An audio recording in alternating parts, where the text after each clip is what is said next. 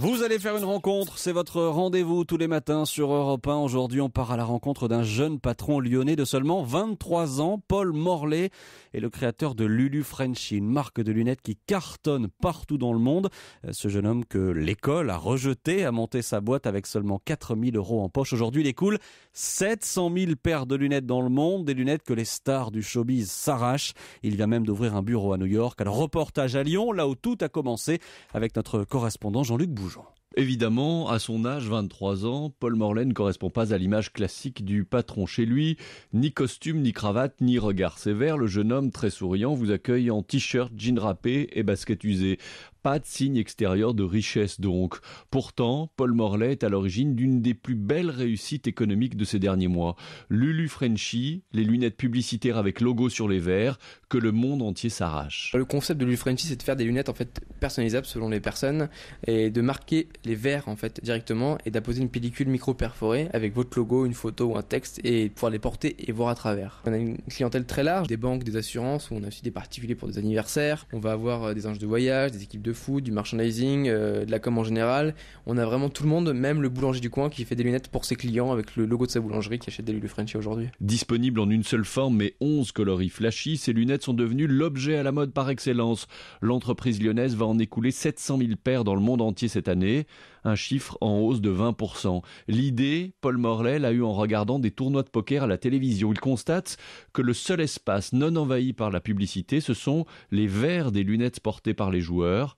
Le concept est là, reste à le faire connaître. Et là, Paul Morlet a une idée de génie. En fait, c'est un peu naïvement que j'ai envoyé des lunettes à des stars avec leur nom dessus, David Guetta, Lady Gaga et Black Eyed Peas. Voilà, c'était vraiment le top pour nous. Et en fait, le côté naïf a marché, elles l'ont porté, elles ont joué le jeu. Et ce qui a fait aujourd'hui le succès de la marque et du produit. Ça a marché, ça nous a rien coûté. Et ça a permis en fait à des leaders d'opinion de dire que c'était ce produit-là qu'il fallait acheter. Le buzz est énorme et la machine est lancée. Incroyable quand on pense que Paul Morlet a démarré avec seulement 4 000 € en poche, sans l'aide des banques qui toutes ont refusé de l'aider.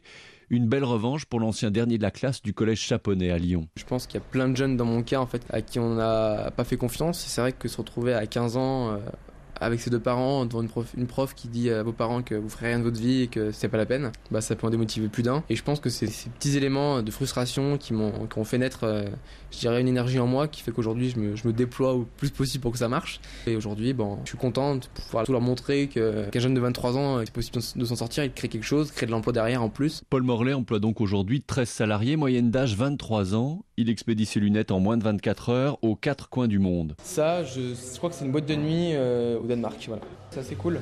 D'autant plus cool qu'il vient d'ouvrir un bureau à New York pour inonder le marché américain et que son chiffre d'affaires atteint cette année 1 million €.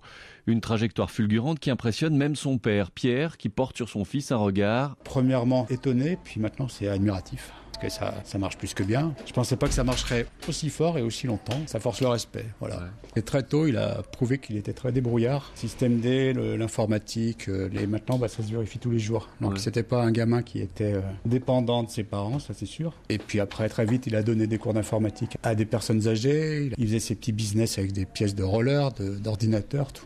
Et puis voilà ce que c'est devenu maintenant. L'opinion des professeurs lors des conseils de classe, fallait en prendre et en laisser. Hein. Ils avaient une vision de Paul qui était la même que celle que les profs ont eu avec moi. On était des manuels, on était fait pour faire des filières courtes, un peu des voies de parking. Et puis là, il leur a fait un beau pied de nez. Reste que ces lunettes ne sont peut-être qu'une mode passagère. Du coup, beaucoup de gens demandent à Paul Morlet s'il n'a pas peur que tout s'arrête brutalement. Voici sa réponse. J'ai d'autres projets dans les cartons et je rebondirai, je suis quelqu'un d'assez vif et Lulu Frenchy pour moi c'est un début, un brouillon, un essai qui a bien marché, c'est un joli brouillon, ça sera toujours mon bébé, ma première boîte et je l'oublierai jamais mais je sais qu'un jour il va falloir passer à autre chose et voilà. Moi j'ai quand même soif d'évolution, soif de croissance, soif de nouveauté et c'est vrai que rester dans une boîte qui stagne depuis 10 ans, 5 ans, même 2 ans ça me plairait pas. Une façon de voir les choses que ne renierait pas Xavier Niel, le patron de Free, le modèle de Paul Morlet. Lyon. Jean-Luc Bougeon, Europe 1. Vous allez faire une rencontre tous les matins sur Europe 1.